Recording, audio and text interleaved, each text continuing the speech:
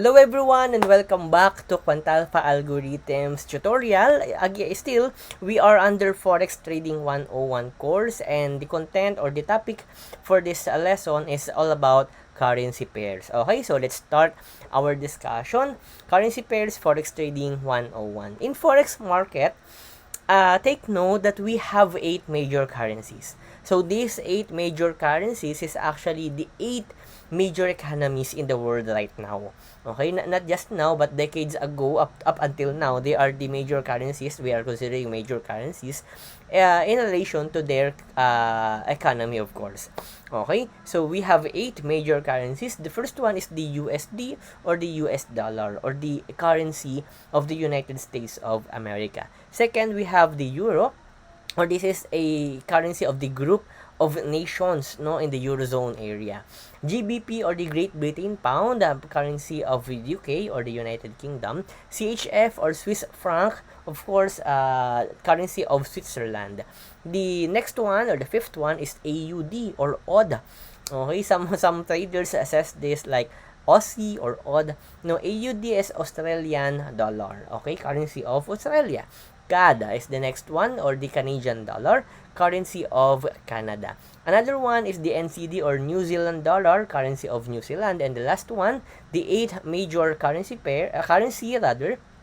JPY, or the Japanese yen. Now guys, take note always that all currencies are traded in pairs, because again, currencies are different with currency pairs. For example, I am going to buy euro USD.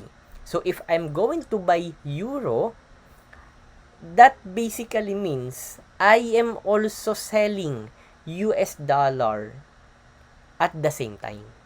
Yes, for example, I have this US dollar in my hand. That's why we have the Seesaw. No, Seesaw is the somehow the analogy of how Forex trading works. No, so the Seesaw. If another side goes up, another side must goes down. If another side goes down, another side must goes up. For example, I will going to buy euro at the same time I will going to sell US dollar. Okay, if I'm going to sell euro at the same time I am buying US dollar. Okay, for example, I am buying euro USD. I have the USD here at my hand and I want it to exchange with euro. Meaning to say, if I will going to the physical store of the money changers, for example, that is the most basic example of forex trading, the money changer.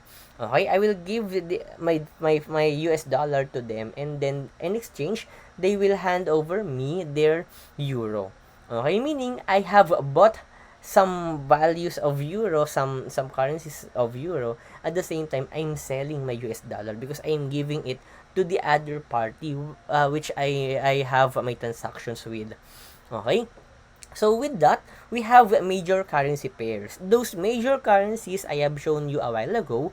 If ever we will going to pair those currencies, those are major currency pairs if and only if they are being paired with US dollar on the side. So it can be on the left side or it can be on the right side. Okay? And for example, here we have the Euro USD. So that's Eurozone versus United States dollar. Nickname Euro dollar.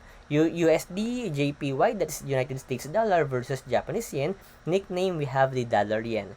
GBP USD, or the United Kingdom or the Great Britain pound versus the US dollar. Nickname pound dollar. By the way, guys, if ever that you will be trading forex, there's always nicknames. Though this is part of the jargons of forex traders. Okay, another thing, USD CHF, or United States dollar versus Switzerland franc. Dollar Swiss is the nickname. USD CAD, or US dollar versus Canadian dollar. Dollar Loonie is the nickname. AUD, or Odd USD, Australian dollar versus United States dollar. Aussie dollar is the nickname. And lastly, we have the NCD USD, New Zealand dollar versus United States dollar. Kiwi dollar is the nickname. So again, if ever a major pair is being paired with US dollar on this side, either on the left side or on the right side, that is called currency pair. Okay, a major currency pair. The next one is the minor currency pairs, or also known as crosses. Okay, these minor currency pairs are actually major currencies being partner with another major currency except US dollar. Again, minor currency pairs, also known as crosses, are major currencies being paired with another major currency except US dollar. For example, Euro GBP or Euro versus Great Britain Pound, GBP JPY, GBP CHF, GBP AUD, and so on and so forth. So that's minor currency, also known as crosses.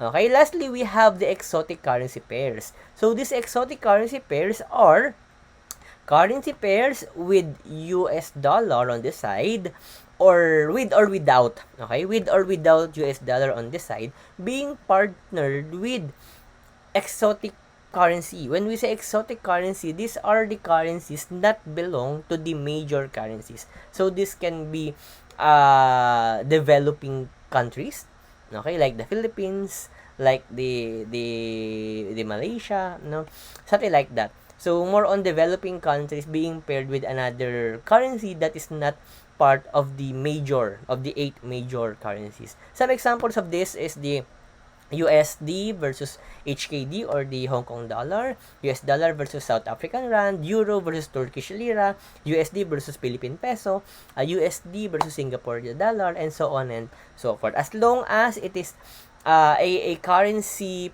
pair that consists of a currencies that is not part of the eight major currency, or a currency pair with a currency that is not of part of major currency and US dollar on the side. So with or without US dollar, it can be an exotic currency pair. So again, we have the major currency pairs, minor currency pairs, and the exotic currency pairs. Guys, don't forget these types of currency pairs because they are the basic, or they will be your foundations in trading Forex.